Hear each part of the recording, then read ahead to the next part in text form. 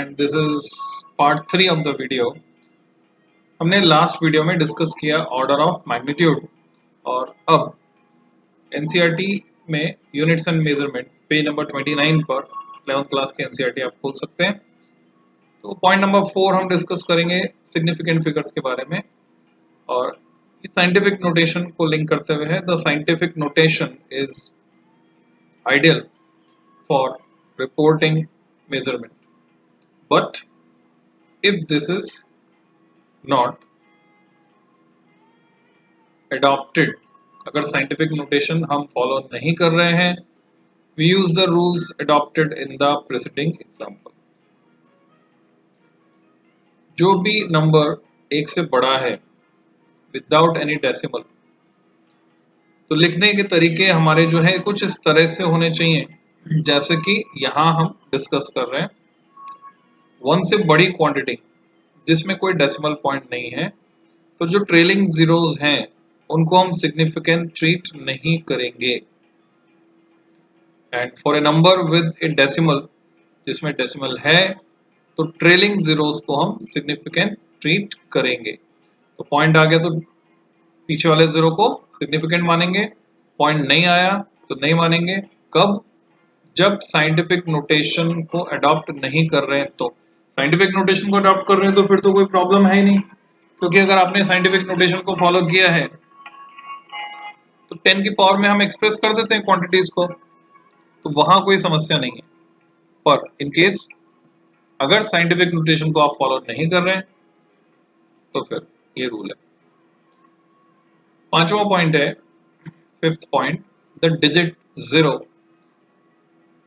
conventionally put on the left of a decimal for a number less than 1। conventionally हम ऐसे लिखते हैं, अगर पॉइंट के बाद कोई क्वांटिटी है और लेस देन 1 है तो हम 0 पॉइंट करके लिखते हैं। डायरेक्ट नहीं लिखेंगे 0.1250, हम लिखेंगे 0.1250। This is convention, way of writing. तो ये आपको सीखना है और आगे फॉलो भी करना है। और ये वाला जो जीरो है जो पॉइंट के पहले आ गया, डेसिमल के पहले आ गया, ये कभी भी सिग्निफिकेंट काउंट नहीं होगा, इसकी कोई सिग्निफिकेंस नहीं है, बस ये लिखने का तरीका है। However the zeros at the end of such number, जो लास्ट में ये जीरो आ रहा है, ये सिग्निफिकेंट है बच्चों किसी भी मेजरमेंट में। छठा रूल जो है, द मल्टीप्लाइंग और dividing factors which are neither rounded numbers nor numbers representing measured values are exact and have infinite number of significant digits। ये बहुत मजेदार रूल है बच्चों। एग्जाम्पल के लिए रेडियस हम जानते हैं डायमीटर का आधा होती है, पेरीमीटर हम जानते हैं 2 पाई r है। अब यहाँ जो 2 आ रहा है, 2 का फैक्टर है, वो एक एग्जैक्ट नंबर है। अब 2 को मैं 2.0 लिखूं तो भी 2 है, 2.00 लिखूं या 2 पॉइंट, जैसे कि यहाँ तुम देख रहे हो 4 जीरो लगा दिए, ये इस बात को तो रिप्रेजेंट करेगा कि वो जो एपरेटस है वो कितना प्रिसाइज मेजरमेंट दे रहा है। पर ऐसा हम लिख सकते हैं।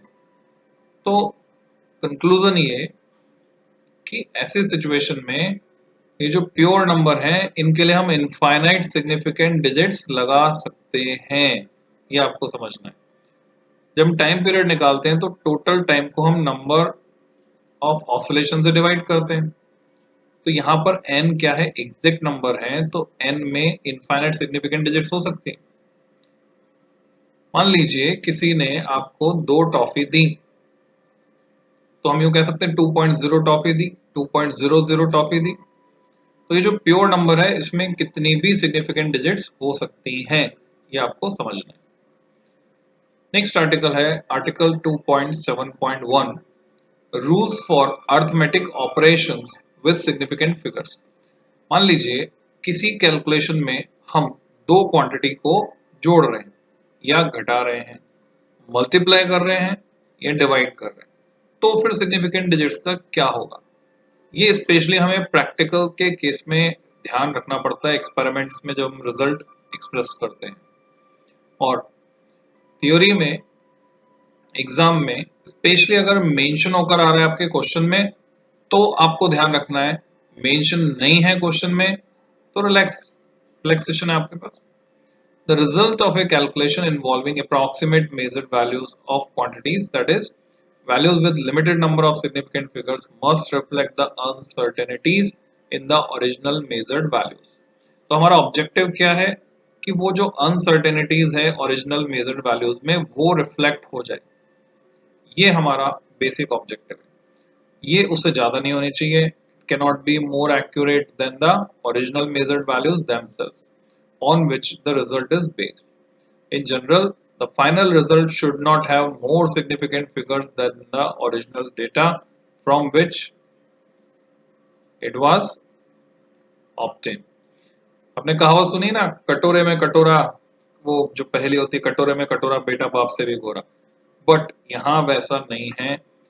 जिन क्वांटिटीज को मल्टीप्लाई डिवाइड करके ऐड सब्ट्रैक्ट करके हम फाइनल रिजल्ट ऑब्टेन कर रहे हैं, उसमें जो नंबर ऑफ सिग्निफिकेंट फिगर्स हैं वो कंपोनेंट क्वांटिटीज यानी ओरिजिनल डेटा से ज्यादा नहीं होनी चाहिए, नहीं हो सकती। अगर ज्यादा हो रही तो गड़बड़। Thus, if mass of an object, example से हम समझते हैं, किसी ऑब्जेक्ट का मास जिसे नापा गया माना कि 4.237 ग्राम, तो हम देख रहे हैं कितनी सिग्निफिकेंट डिजिट्स आ गई, 4, 4, 2, 3 और 7, ये चारों सिग्निफिकेंट है, 4 सिग्निफिकेंट। एंड इट्स वॉल्यूम, और उसका वॉल्यूम जो नापा हमने वो नापा है 2.51 सेंटीमीटर क्यूब। इसमें सिर्फ 3 सिग्निफिकेंट डिजिट्स हैं। तो अगर मैं डेंसिटी निकालता हूं, जो कैसे निकलेगी, mass upon volume by मियर arithmetic division, तो रिजल्ट मेरे पास आता है 1.68804780। आप कैलकुलेटर से करके देख सकते हैं। तो अगर आप ये कैलकुलेटर से कैलकुलेशन करते हैं तो आप जानते हो कि बहुत लंबी कैलकुलेशन आने वाली। तो अब समस्या ये है कि क्या 11 डेसिमल प्लेसेस तक हम इसको एक्सप्रेस करेंगे, वो रीजनेबल होगा? It would be clearly absurd and irrelevant to record the calculated value of density to such a precision when the measurement on which the value is based have much less precision. ये सही नहीं होगा। It means what to do? हमने देखा कि मास में और volume में जो सिग्निफिकेंट डिजिट्स हैं रिजल्ट में उससे ज्यादा किसी हालत में नहीं हो सकती। तो क्या रूल हमने बना लिया, हम रूल फॉलो करने वाले हैं ये, following rules for arithmetic operation with significant figures ensure that the final result of A calculation is shown with the precision that is consistent with the precision of the input measured value. सारी कहानी घूम रही है precision के आसपास, आपको समझना है। सिग्निफिकेंट फिगर्स का किससे लेना देना है, एक्यूरेसी का नाम नहीं आ रहा है, प्रिसिजन से लेना देना। सो ये रूल है, ये आप नोट कर सकते हैं, हाईलाइट कर सकते हैं, लिख सकते हैं प्रैक्टिस के लिए। इन मल्टीप्लिकेशन और division the final result should retain as many significant figures as are there in original number with the least significant figures. तो जो डेटा भी हमने डील किया उसमें देखा हमने मास में 4 हैं सिग्निफिकेंट फिगर्स और वॉल्यूम में 3 है, तो जो रिजल्ट आएगा उसमें 3 से ज्यादा सिग्निफिकेंट डिजिट्स एक्सप्रेस नहीं कर सकते हम। Thus, in the example above, density should be reported to 3 significant figures. उससे ज्यादा अगर आप रिपोर्ट कर रहे हैं then it is false reporting, ये 2 का कहलाएगा। जैसे एग्जाम्पल की बात करें हम, विज्ञापन जब आप देखते हैं, जैसे किसी मोटरसाइकिल का विज्ञापन है कि वो 1 लीटर पेट्रोल में 110 किलोमीटर चलती है, तो ये है हायर साइड में, ये एडवर्टाइजमेंट है। अगर आप चेक करने गए और आपने क्वेश्चन मार्क लगा दिया कि आपने दावा किया, आपकी कंपनी दावा कर रही है, तो अभी क्या होने वाला है, वो बोलेंगे छोटा सा स्टार मार्क करते हैं, टर्म्स एंड कंडीशन अप्लाइड, शर्तें लागू। और वो शर्त क्या है कि एक जना बैठ के मोटरसाइकिल चलाए, सड़क पे खड्डे नहीं होने चाहिए, सीधे सीधे वो चले, 45 किलोमीटर पर आवर, उसका वजन 45 केजी वेट होना चाहिए स्टैंडर्ड, और एक सर्टेन स्पीड पर वो चलाए 50 किलोमीटर पर आवर पे, तब इतना एवरेज। Ideal situation. पर जब हम इंजीनियरिंग में यहाँ पे काम करते हैं तो हाईएस्ट वाला नहीं, हम लीस्ट वाला लेते हैं, लीस्ट वाला, लीस्ट सिग्निफिकेंट फिगर्स, ये आपको समझना है। Thus in the example above, density should be reported to three significant figures. तो ये तो हुआ मल्टीप्लिकेशन और डिवीजन के लिए रूल। सिमिलरली एक और एग्जांपल देखते हैं। The speed of light is given as 3 × 10⁸ तो 3.00, तो आप समझ गए तीन सिग्निफिकेंट फिगर है। एंड 1 ईयर 365.25 डेज, उसमें 3.1557 × 10⁷ सेकंड है, जिसमें हमने एक्सप्रेस किया उसको 5 सिग्निफिकेंट डिजिट। लाइट ईयर होता है 9.47 × 10⁻15 मीटर, 3 सिग्निफिकेंट डिजिट तक हमने एक्सप्रेस किया है। तो ये किस बेसिस पर? क्योंकि लाइट ईयर जो डिस्टेंस है उसमें दोनों क्वांटिटीज मल्टीप्लाई हो रही है। लाइट ईयर की डेफिनेशन आ गई बच्चों, यहाँ पे याद आ गया लाइट ईयर? आपसे एक सवाल पूछा जाता है, लाइट ईयर किसकी यूनिट है? कई बच्चे जो नहीं समझ पाते वो गलत बता देते हैं। लाइट ईयर डिस्टेंस को नापने की यूनिट है, एस्ट्रोनॉमिकल डिस्टेंसेस को हम नापते हैं लाइट ईयर में। ये जो लाइट है 3 × 10⁸ मीटर पर सेकंड से चल रही है, एक साल में जितनी दूरी तय करती है, छोटी क्लास में आपको सिखा दिया गया था, याद आ गया होगा आपको। मल्टीप्लाई किया हमने और फाइनल रिजल्ट में हमने 9.47 इतना रखा, 3 सिग्निफिकेंट डिजिट्स, बाकी 10 की पावर 15। इसी तरह से हम देखेंगे एडिशन और सब्ट्रैक्शन में क्या रूल फॉलो होगा। थोड़ा सा डिफरेंस है, मामूली थोड़ा सा डिफरेंस है। मल्टीप्लिकेशन और डिवीजन में हम लीस्ट सिग्निफिकेंट डिजिट्स मेंटेन करते हैं रिजल्ट में, जबकि एडिशन और सब्ट्रैक्शन में हम लीस्ट डेसिमल प्लेसेस मेंटेन करते हैं। तो इस फर्क को आपको समझना है। इन एडिशन और subtraction the final result should retain as many decimal places as are there in the number with the least decimal places. Example से समझते हैं लीस्ट डेसिमल प्लेसेस मेंटेन करने का क्या मतलब है। For example, the sum of the numbers 436.32 gram, 227.2 gram and 0.301 gram by mere arithmetic addition is 663.821 gram. तीनों को हमने जोड़ दिया, लाइन से लिखा और जोड़ दिया। अब जो रिजल्ट आ रहा है उसमें आप देखें डेसिमल के बाद कितनी प्लेस तक आ रहा है, 3 प्लेस तक। But the least precise measurement हम देख रहे हैं वो कितना है, डेसिमल के बाद 1 प्लेस तक। is correct to only one decimal place. The final result should therefore be rounded off. तो यहाँ राउंडिंग ऑफ का कंसेप्ट आ गया बच्चों, 663.8 ग्राम में राउंड अप कर देंगे, यानी पीछे का 21 हमने हटा दिया। 21 को हटाने के लिए ये भी समझना है राउंडिंग ऑफ का कंसेप्ट, डिटेल में भी डिस्कस करूंगा मैं। सीधे हम 2 डिजिट हटानी है, तो 21 को कंपेयर करते 50 से, 50 से छोटा है तो पूरा 21 साफ हो गया और ये रह गया 663.8 as it is, एक नहीं बढ़ा। Similarly, difference in length can be expressed as, जैसे एडिशन में हमने किया, सब्ट्रैक्शन में भी हम सेम रूल फॉलो करते हैं। 0.307 में 3 सिग्निफिकेंट डिजिट्स हैं, डेसिमल के बाद 3 प्लेस हैं, 0.304 में भी 3 डेसिमल प्लेस तक।